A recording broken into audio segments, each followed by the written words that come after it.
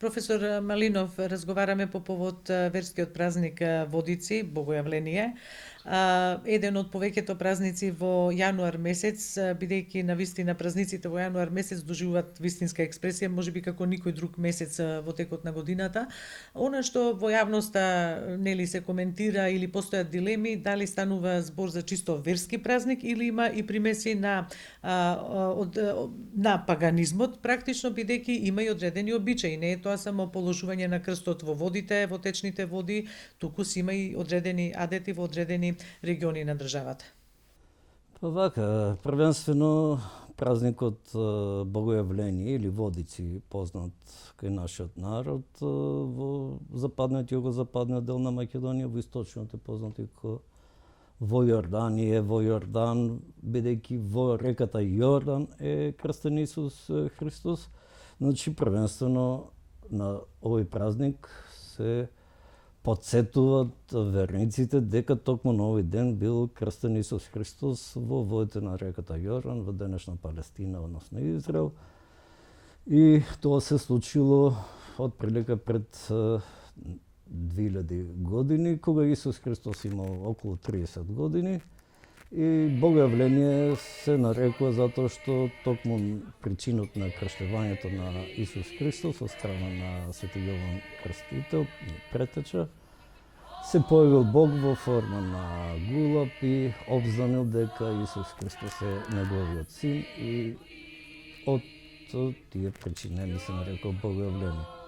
Водици е она народното име кое што се поистоветува со древниот прастарот култ на водите, бидејќи не само крштевањето што се изведувало во вода на Исус Христос и денес нели мора кога носиме дете на крштевање се потопува во базенче или котел со вода, се попрскува. Водата има прочистителна моќ, меѓу другото како и огонот, впрочем, и од тие причини сметаме дека освен оној христијанскиот култ кон Исус Христос, кон Свети Јован Крстител, има и делумно предхристијански елементи, впрочем како и секој христијански празник е испреплетен со многу обичаи кои што се постари од христијанство. Така еве, на кои елементи алудирате, односно кои се тие елементи што доаѓаат од предхристијанскиот период, а еве се одржале до ден денешен меѓу граѓаните, меѓу народот? Па во народниот календар има безброј такви примери, но кога сме кај празникот Водици или Богојавление, тие се многу помалку, бидејќи првенствено рековме ова е датумот кога Исус Христос бил крстен, околу неговиот 30-ти роденден отприлика. Самиот чин на водата како прочистителен елемент природен, значи се потопува личноста во вода и излегува, фактички излегува како нова личност, и таа прочистителна моќ на водата е прастар култ, рековме, постари од христијанство. Христијанството е старо некаде околу 2000 години, а култовите од природата што се првенствено се од десетици илјади и повеќе години стара. Така. Еве посебна димензија на овој празник му дава Богојавленската ноќ. Која е димензијата на Богојавленската ноќ што станала нели во верувањето, во традицијата, во нели и обичаи има, нели се става под перница нешто па да се сонува саканиот, има таму некои други доста. Бидејќи Богојавление или Водици е еден од најважните празници во народниот календар и во верскиот православниот. Значи после Велик ден Божик би дошол прилика, ако има некој рангирање на трето место, во некои делови од Македонија можеби и на повисоко место, затоа што ќе споменеме во југозападниот дел на Република Македонија, Охридско, Струшко, Деварца, Тримкол, Мијачијата, до Кичевијата таму, значи нови три празници, значи денот пред Богојавление или Водици, Водопост или Водокрст се нарекува, самиот празник и утре дента 20 јануари, денот посветен на светител Свети Јован Крстител, па некаде и денот после тоа се празнува, значи е на многу високо ниво.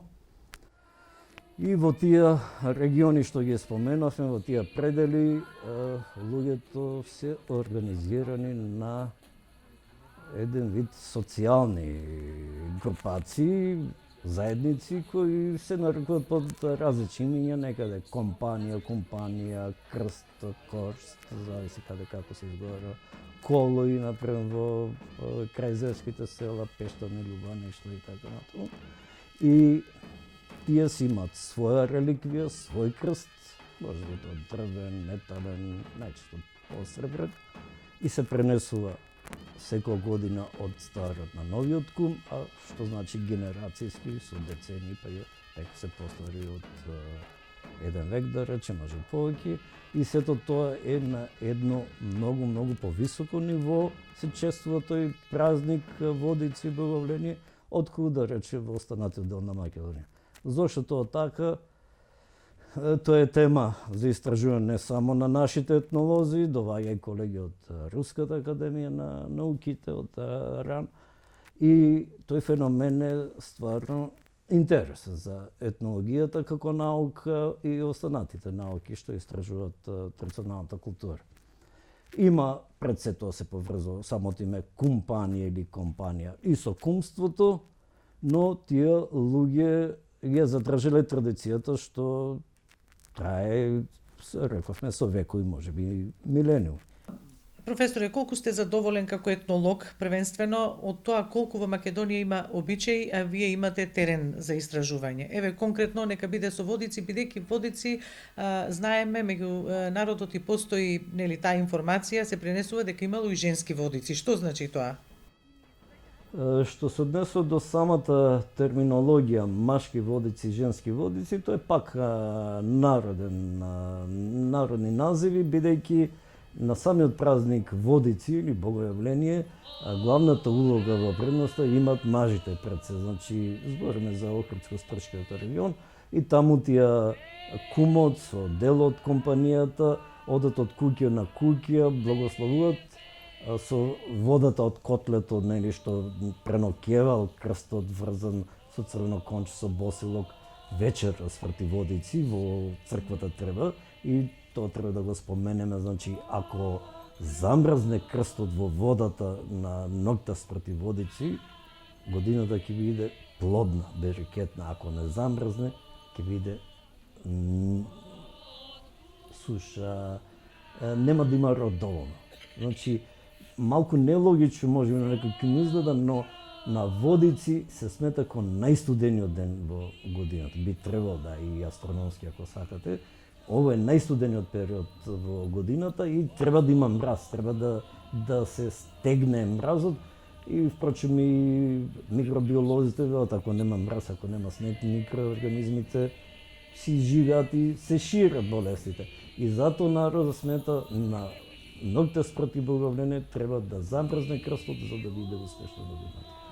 А што се однесува до женски водици, следниот ден, значи 20 јануари, денот посветен на Свети Јован Крстител, главната обредна улога имат женскиот дел од заедницата, значи жените, или поточно девојките, кои што одат од куќа на куќа и пеат обредни песни, водичарски, со намена посебни песни за мало дете, за невеста, за ерген, за свекор, свекрва и така натаму, си има за секој си има содржина таа песна, за да има во престојната година. Затоа поредувам дека и Водици е дел од тој новогодишен комплекс. Во годината што доаѓа, кој треба да се ожени, кој треба да се омажи, да се омажи, кој треба да роди машко дете или воопшто дете, не е битно, нели. Си посакува со тие водичарски песни. И тоа, за жал, полека згаснало. Не е кој што било пред 20, пред 50 години, ретко, кога сум бил на терен во Охридско, во Пештани, пред 20 кусор години, еден дедо што имаше внуки на таа возраст што треба да бидат водичарки, вика, абе специјално ќе дојдат од Охрид, ќе ми ги испеат песните и ќе го направат таа дето. Ама него што беше, вика, не одат по другите куки, облечени во носи и така натаму, значи тоа е тоа, обичаите се менуваат, се прилагодуваат на времето. И не исто како што беше пред 20-50 години. Ова поговорка не има уште од римскиот период, о морос, о темпорос. О времења обичаи. Никој пат обичаите не се исти кои што биле пред 10-100 години, а ние мислиме дека го справдуваме истото што го правили нашите предци. Професоре Малинов, дали вие сте забележале во тоа како ги практикуваат овие адети и обичаи граѓаните, да речеме порано, децениите пред 20-30 години, да речеме, и сега? Дали новото, модерното време некако се испреплетува или барем има обид да навлезе и во начинот на кој што се празнуваат овие празници? Па, видите, секое време си носи своји обичаи, на некој начин колку и да се трудиме, нели, да ги спроведуваме обичаите на нашите предци, под влијание на соседни култури, подалечни култури, самото време ги менува обичаите. Еве, јас сум бил например во, спомнавме, Охридски и Стршки регион пред 20 година на теренски истражување.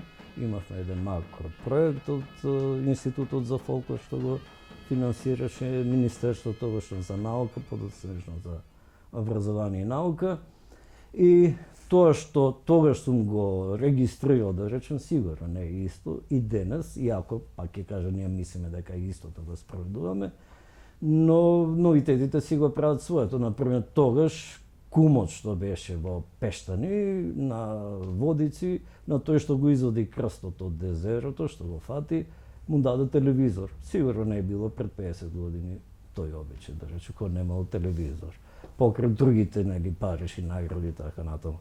Денес имавме во Охрид, например, ситуација музички звезди од странство да не бидат кумови на Водици, па се свестија малку, па го ревидира тоа, го помишлија. Го направија комерцијален обичај на некој начин. Иако тој си е длабоко христијански, обнароден, народот си го почува, десетици илјади луѓе доаѓаат на пуштањето на крстот во водите на Охридското езеро или овде во Скопје, во Вардар, во секој град, во секој поголема населба во Македонија, но таа комерцијализација, да речеме, кој имаме надавање, лицитација, кој ќе даде повеќе пари, па тој ќе го откупи крстот, па кај него ќе стои, тој е малку новитет. Еве, и дали сметате дека треба секаде, бидејќи има се положува крстот и во Водици, и во најмалите места се организира тоа положување на крстот, дали сметате дека треба такво нешто или баш треба, ете, во Охридското езеро, во реката Вардар? Тоа е традиција. Еве, јас сум пишал, например, конкретно за во Штип како било за време српско меѓу двете светски војни, па како било за време на комунистичко, па како било посткомунистичко. Значи, се менуваат, пак рековме, нели, самото време, па и политичка, социјална, економска состојба, ги менува обичаите и еве, во Штип се фарало, да речеме, од камениот мост на реката Брегалница. После тоа се фараше во базенот едно време, па пак се вратија на мостот и се, не знам годинава како ќе биде. Значи, некој пат и се менува таа традиција, па имало процесија од црквата Свети Никола до мостот одело. Сега само процесијата може и да не е толку помпезна како што била на времето. Едноставно луѓето сакаат такви собери, сакаат да ја спроведуваат традицијата и едноставно тука црквата колку успешно и неуспешно се снаоѓа, тоа си е нивно, нели. Пак ќе кажам, и црквата е на некој начин принудена да ги прифаќа тие новитети во вредноста. Едно време слушавме, нели, владиката, епископот, архиепископот кој беше таму, даваше електрични шпориња, што после пак се ревидира. Не е поентата на Водици за пари да се фараш во водите, да го вадиш крстот, тука едноставно добиваш на некој начин светост со тоа што еве си го фатил тој свет крст, си го извадил од водите и тука би требало некаде да заврши сето. Но сега гледаме организирана група, луѓе, па овој на овој не му дава да припари до крстот. Мислам веќе тоа е на некој начин излегува од христијански. Излегува од христијанските норми и правила. Професоре, дали имало обид да се Водици да е дел од тоа заштитено, односно нематеријално културно наследство, дали имало обид да се заштити во тоа на начинот на кој што нели во Македонија се слави и се одбележува во УНЕСКО или не, бидејќи вие сте условно речено татко на Адето Четрсе, благодарение на вас. Јас сум изработувачот на елаборат. Изработувачот на елаборатот, благодарение на што Четрсе е заштитено и е дел од светското културно наследство, нели го има печатот на УНЕСКО. Па вака, имаме од институтот изработено елаборат за Водици во Охрид и водичарските песни, фолклор и така натаму. Меѓутоа тоа е стигнато само до национално ниво. Нема апликација до УНЕСКО, се обидуваме. Институтот од Прилеп за старословенска култура има за Водици во Битуши изработено елаборат и се обидуваме сега тоа да го подигнеме на некој начин на повисоко ниво. Ќе доставиме до Министерството за култура апликација, барање, Водици да биде поднесен барање за на структурите на УНЕСКО, канцеларијата во Париз, седиштето кај што е, да се за ова година тешко да се стигне до 31 март, треба да биде тоа сето подготвено, но наредната 2025 се надевам дека ќе биде изготвен елаборат за Водици не само во Битуше или Охрид, но во цела југозападна Македонија, да биде предложен, а натаму си структурите на УНЕСКО одлучуваат дали ќе биде прифатено или не.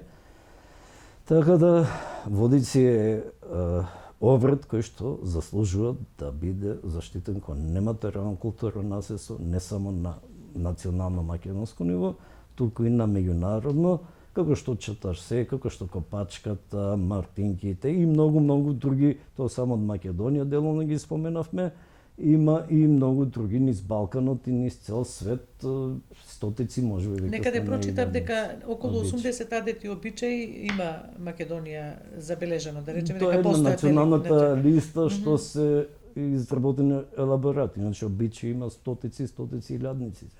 Има помали обичаи, има ова се смета дека потребно да се заштити на национално ниво, значи условно кажано, вредни обичаи што не би требало да се изгубат, да се заборават. И треба, бидејќи фолклорот е дел и од идентитетот на еден народ и едно парче од мозаикот, којто така и треба да се внимава прилично на него, но еве ова ваше гостување во телевизија 24 во Дневникот сакам да го искористам и за тоа да ве прашам дали има нешто на кое што Институтот за фолклор Марко Цепенков работи на некој така поголем проект и колку сте задоволни од тоа, колку ви се дава простор за работа и се финансираат проекти од тој тип.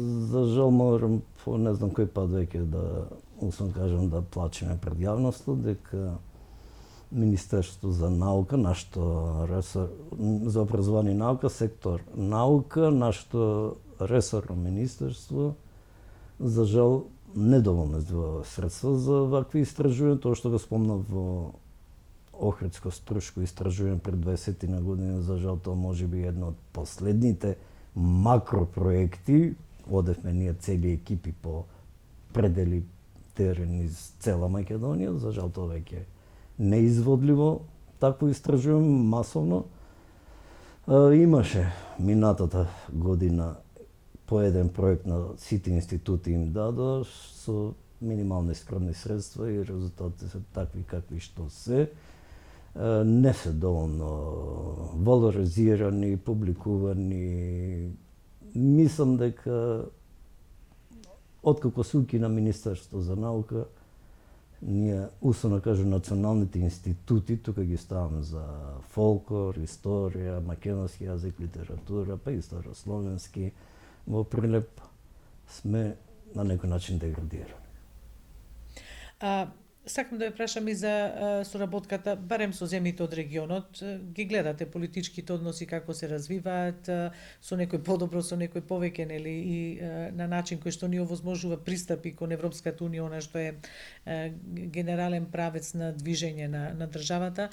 Дали имате некои проекти заеднички, еве, од овој делот на фолклористиката, еве, адетите, обичаите, со кој што заеднички пример работите со вашите колеги од другите држави? За што би рекле Србите за дивно чудо, имавме еден проект со БАН, со Институт за етнологија и фолклористика пред БАН, пред 5-6 години, кога условно кажам бевме во добри Бугарската односи. национална академија, така? Да, бевме во добри односи со бугари или бугари се обидуваше на некој начин да протре во македонската наука. Имаше и сите институти има такви билатерални проекти кои ги финансираше делумно МАНУ, значи нашата академија, делумно БАН, и тогаш имавме можност да одиме и во Пиринска Македонија истражуваме. Колегите од Бугарија доаѓа овде истражува, но тоа исто така требаше само 2-3 години и излезене се материјали публикувани во Софија и на македонски јазик. Значи немаше никаков проблем тогаш, бугарите си го беа на бугарски, ние на македонски, никому не правеше никакви проблеми. Сега одеднаш испадна овие проблеми и еве јас имам еден долгогодишен деценијски пријател, многу близок од Бугарија, од Софија, од Институтот за етнологија, етнографија таму нивна, како се нарекува. За жал, после овие политички превирања во двете држави, се олади односите, соработките се сведе на минимум. Така, и натаму политиката го диктира темпото, за жал и во сите, и во научната сфера. Инаку соработката беше, еве ви кажам, сум бил на терен не само во Пиринска Македонија, сум бил на североисточна Бугарија, Русе, Варна, немаше никакви проблеми. Они ги шетавме овде, еве во и Мијачијата беа и во Охридско, Струшко, во кај муслиманиве, кај условно кажано Торбешвина или македонци со исламска вероисповед, и таму ги шетав, и во албански сел, немаш никакви проблеми. Одеднаш се расипаа работите и тоа е тоа. Професор Малинов, благодарам што бевте дел од програмата на телевизија 24 на ваков празничен ден. Благодарам.